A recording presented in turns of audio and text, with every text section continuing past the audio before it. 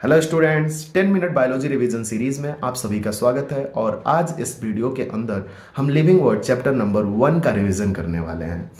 Living ऐसे individual को कहा जा रहा होता है जिसके अंदर मेटाबॉलिज्म, कॉन्शियसनेस और सेल ऑर्गेनाइजेशन जैसी डिफाइनिंग प्रॉपर्टीज पाई जा रही होती हैं, और साथ ही साथ वहां पर ग्रोथ और रिप्रोडक्शन जैसी नॉन डिफाइनिंग प्रॉपर्टीज पाई जा रही होती हैं। इन चीज़ों को याद करने के लिए मेरे पास सिंपल से ट्रिक्स हैं। जैसे आप डिफाइनिंग फीचर को MC² से याद कर सकते हो, या M यहाँ पर बेसिकली मेटाबॉलिज्म को रिप्रेजेंट कर रहा है, और C के द्वारा आप कॉन्शियसनेस और दूसरी प्रॉपर्टी सेल ऑर्गेनाइजेशन को समझ सकते हो। इसी तरीके से नजर ट्रिक के द्वारा आप non defining, N for non defining और G फॉर ग्रोथ और R फॉर रिप्रोडक्शन हुआ कर रहा होता है। ग्रोथ की बात करें तो हमारे प्लेनेट पर पाए जाने वाले हर एक लिविंग इंडिविजुअल इस फिनोमिना को शो किया कर रहे होते हैं, और ग्रोथ के द्वारा ही इंडिविजुअल का या तो मास इंक्रीज कर जाता है या उसका नंबर इंक्रीज कर जाया कर रहा होता है। यदि कहीं पर भी किसी इंडिविजुअल का मास बढ़े या उसका नंबर इंक्रीज करे तो उसके पीछे एक ही सेल डिवीजन होता है जो रिस्पॉन्सिबल रहा करता है। बेसिकली वो माइटोसिस हुआ कर रहा होता है। लेकिन लोअर इंडिविजुअल के अंदर ए माइटोसिस नाम की भी फिनोमिना हमें देखने को मिलती है, जिसके द्वारा वो अपने बॉडी को डिवाइड कर रहे होते हैं। तो इस तरीके से हमारे प्लेनेट पर पाए जाने वाले यूनिसेलुलर इंडिविजुअल भी ग्रोथ शो करते हैं और मल्टी सेलुलर इंडिविजुअल भी ग्रोथ शो कर रहे होते हैं। मल्टी सेलुलर इंडिविजुअल की बात करें प्लांट और एनिमल की, तो इनके अंदर थोड़ा सा एडवांसमेंट देखने को मिलता है ग्रोथ की प्रॉपर्टी के अंदर। प्लांट जो होता है अपने थ्रू आउट द लाइफ, जब तक वो जिंदा रहते तब तक ग्रोथ किया कर रहे होते हैं, और उनकी ग्रोथ जो होती है हमेशा डायरेक्शनल ग्रोथ होती है, मतलब एक पर्टिकुलर डायरेक्शन में वो ग्रोथ किया कर रहे होते हैं। तो इसके लिए एक लोकलाइज्ड वर्ड भी यूज किया जा रहा होता है, जहां पर प्लांट का एपिकल रूट एपिकल मेरिस्टम पाया जाएगा, वो रूट में ग्रोथ करेगा, और यदि सूट एपिकल मेरिस्टम पाया जा रहा है तो उस चीज का सूट मतलब ऊपर की तरफ ग्रोथ करना शुरू करेगा। इसी तरह एनिमल की ग्रोथ की बात करें तो एनिमल जो होता है एक पर्टिकुलर टाइम तक, हर एक एनिमल का अपना एक पर्टिकुलर टाइम होता है ग्रोथ शो करने का। जैसे हम ह्यूमंस की बात करें तो हम 18 से 21 सालों तक प्रॉपरली ग्रोथ शो करते हैं, और 21 सालों के बाद से हमारे बॉडी में ग्रोथ नहीं हुआ कर रही होती है।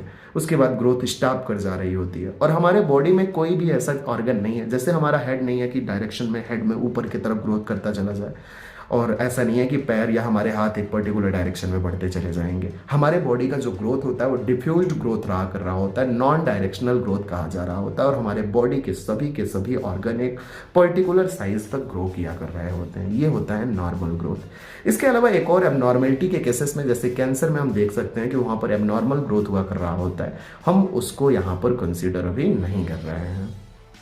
नॉन लिविंग इंडिविजुअल की बात करें तो कुछ सर्टेन नॉन लिविंग इंडिविजुअल जैसे कि माउंटेन्स हुआ कर रहे होते हैं, सैंड माउंट्स होते हैं, सॉइल बाइंडर्स हुआ कर रहे होते हैं, उनके अंदर भी ग्रोथ हमें देखने को मिल रही होती है। एक्चुअल में वहाँ पर जो ग्रोथ हो रही होती है, बाहर से जब चीज़ें आकर के उसके ऊपर डिपॉजिट होने लगती हैं तो उनका साइज इंक्रीज करने लग रहा होता है। तो ये एक्सटर्नल ग्रोथ है, ये कभी भी इंटरनल ग्रोथ के तौर पर ट्रीट नहीं किया जा रहा होता है। तो हम सिंपली बोले तो ऐसे कह सकते हैं कि नॉन लिविंग इंडिविजुअल जो होते हैं वो बाहर से ग्रोथ करते हैं, और लिविंग इंडिविजुअल हमेशा अंदर से ग्रोथ शो कर रहे होते हैं। फूड ईट करते हैं, मेटाबॉलिज्म करते हैं, और मेटाबॉलिज्म के बाद से उनकी बॉडी जो होती है वो ग्रोथ कर जा रही होती है। तो आप यदि डिफाइनिंग प्रॉपर्टी पूछा जाए ग्रोथ के केस में तो आप इंटरनल ग्रोथ को कहोगे, न कि एक्सटर्नल ग्रोथ को। तो ये बात ध्यान रखिएगा। इसके बाद से हमारी अगली प्रॉपर्टी आ रही होती है जिसे हम रिप्रोडक्शन कहा कर रहे होते हैं। आप जानते ही हो रिप्रोडक्शन एक सिंपल सा बायोलॉजिकल प्रोसेस है जिसके द्वारा कोई भी लिविंग इंडिविजुअल अपने ही जैसे इंडिविजुअल्स का प्रोडक्शन कर पाता है, फॉर्मेशन कर पाता है। तो ये रिप्रोडक्शन की प्रक्रिया जो होती है अलग अलग तरीके के इंडिविजुअल में, कहीं पर एसेक्सुअल नाम से तो कहीं सेक्सुअल नाम से जानी जा रही होती है। बेसिकली लोअर इंडिविजुअल में एसेक्सुअल और हायर इंडिविजुअल में हमें सेक्सुअल ग्रोथ देखने को मिल रहा होता है। हमारे एनसीईआरटी बुक के अंदर कुछ एग्जाम्पल्स दिए गए हैं, उन एग्जाम्पल्स को याद रखना आपके लिए जरूरी है। तो पहला एग्जाम्पल आपके बुक में दिया हुआ है फंगी। फंगी जो होते हैं और एल्गी, इनके अंदर एसेक्सुअल जू स्पोर्स का फॉर्मेशन होता है जिसके द्वारा ये ग्रोथ शो कर रहे होते हैं।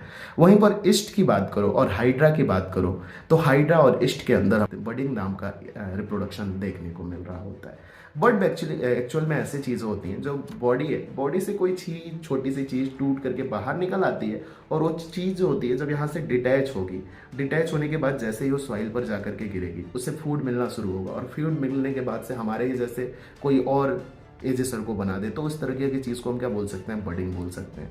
लेकिन ये हायर इंडिविजुअल में नहीं, ये लोअर इंडिविजुअल के अंदर देखने को मिलता है।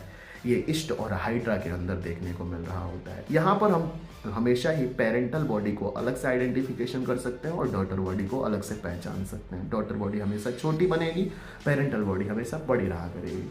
इसी तरीके से रिजर्नेशन नाम की प्रॉपर्टी होती है, जो एसेक्सुअल की प्रॉपर्टी होती है, वो प्लेनेरिया के द्वारा शो किया जा रहा होता है। इसके अलावा आपको याद रखना होता है 3 एग्जाम्पल और एनसीईआरटी में दिए गए हैं। फिलामेंटस एल्गी, फिलामेंटस फंगी और प्रोटोनिमा ऑफ मॉस जो होते हैं, इनके बॉडी जो होते हैं, जैसे ये बॉडी का कोई ऑर्गन है और ये छोटे छोटे पार्ट में हम ब्रेक कर दें, तोड़ दें, कट कर दें इसे नाइफ के द्वारा, और सभी के सभी पार्ट सॉइल पर जाकर के गिरें, उन्हें मीडियम मिलना शुरू हो और सभी के सभी क्या करें, हमारे जैसे बॉडी बना दे, तो उसे हम फ्रेगमेंटेशन टाइप ऑफ ग्रोथ कह रहे होते हैं। और 3 examples filamentous algae, filamentous fungi और प्रोटोनिमा ऑफ मॉस, ध्यान रखिएगा। क्या सोचते हो दोस्तों कि सभी के सभी लिविंग इंडिविजुअल के अंदर ये रिप्रोडक्शन प्रॉपर्टी होती ही होती है? नहीं, हमारे प्लेनेट पर पाए जाने वाले कुछ लिविंग ऐसे भी हैं जिनके द्वारा अपने इंडिविजुअल का फॉर्मेशन नहीं किया जा रहा होता है, मतलब कि वो स्टेराइल बन जा रहे होते हैं, उनके अंदर एबनॉर्मेलिटी आ जा रही होती है, उनके सेक्स ऑर्गन का डेवलपमेंट सही ढंग से नहीं होता, तो वहाँ पर स्टेरिलिटी आ जाती है। तो एक्चुअल में एग्जांपल्स दिए गए हैं, जैसे स्टेराइल हनी बीज हो गए, तुर्की बर्ड्स हो गए और डिफरेंट टाइप के अदर इंडिविजुअल्स होते हैं, कुछ इनफर्टाइल ह्यूमन कपल्स जो अपने बच्चों का प्रोडक्शन नहीं कर पा रहे होते हैं। ग्रोथ और रिप्रोडक्शन के साथ में कंसिडरेशन के साथ में एनसीईआरटी में 2 पॉइंट्स दिए गए हैं, उन्हें ध्यान रखना जरूरी है। जैसे कि मल्टी सेलुलर इंडिविजुअल जो भी हमारे इस प्लेनेट पर है, वहाँ पर ग्रोथ होता है साइज में बढ़ना, लेकिन रिप्रोडक्शन हुआ कर रहा होता है अपने ही जैसे को प्रोड्यूस करना।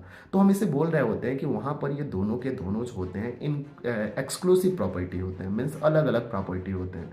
लेकिन आप जब लोअर इंडिविजुअल में चले जाओगे, यूनिसेलुलर इंडिविजुअल में चले जाओगे, तो उनकी बॉडी तो एक ही सेल की रहने वाली है।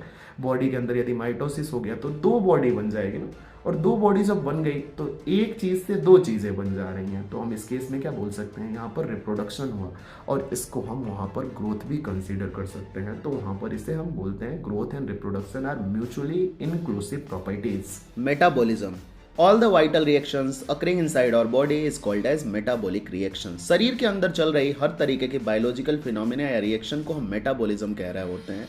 कुछ टाइम पर क्या होता है कि चीज़ों का फॉर्मेशन हुआ कर रहा होता है, तो उस तरीके के हम प्रोसेस को हम एनाबॉलिक प्रोसेस कहा कर रहे होते हैं। जैसे कि आप जानते हो, फोटोसिंथेसिस के दौरान स्मॉलर मॉलिक्यूल्स आपस में जुड़ते हैं और ग्लूकोज नाम के हायर सब्सटेंस का फॉर्मेशन किया कर रहे होते हैं। इसी तरीके से कैटाबॉलिज्म रिएक्शन को हम डिस्ट्रक्टिव रिएक्शन करते हैं और हमारे रेस्पिरेशन के दौरान ग्लूकोज मॉलिक्यूल को ब्रेक करके इस छोटे स्मॉलर मॉलिक्यूल का फॉर्मेशन किया जा रहा होता है।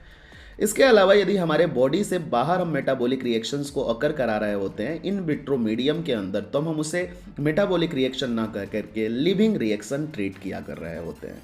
अगली प्रॉपर्टी है कॉन्शियसनेस प्रॉपर्टी के द्वारा हमारे प्लेनेट पर पाए जाने वाले लोअर इंडिविजुअल या हायर इंडिविजुअल, यहाँ तक कि यूनिसेलुलर इंडिविजुअल की बात कर लो, प्रोकैरियोट की बात कर लो, हर तरीके के इंडिविजुअल एक्सटर्नल इन्वायरमेंट के प्रति, स्टिमुलस के प्रति रिस्पॉन्ड जनरेट करने की प्रॉपर्टी रखते हैं और इसी को कॉन्शियसनेस कहा जा रहा होता है। आप सोचते होंगे कि प्लांट एक्सटर्नल स्टिमुलाई के प्रति रिस्पॉन्ड नहीं जनरेट करता है, लेकिन प्लांट भी अपने इन्वायरमेंट के साथ अवेयर रहता है। लाइट, वाटर, विंड और पॉल्यूटेंट जैसी चीज़ों के साथ में वो इंटरेक्शन शो किया कर रहा होता है। ह्यूमन में हायर लेवल ऑफ अवेयरनेस पाया जा रहा होता है, हायर लेवल ऑफ कॉन्शियसनेस पाया जाता है, जिसे हम सेल्फ कॉन्शियसनेस कहते हैं, जिसके वजह से ह्यूमन अपने अच्छा बुरा के बारे में समझ पाता है। साथ ही साथ मूड स्विंग जैसी प्रॉपर्टी देखने को मिल रही होती है।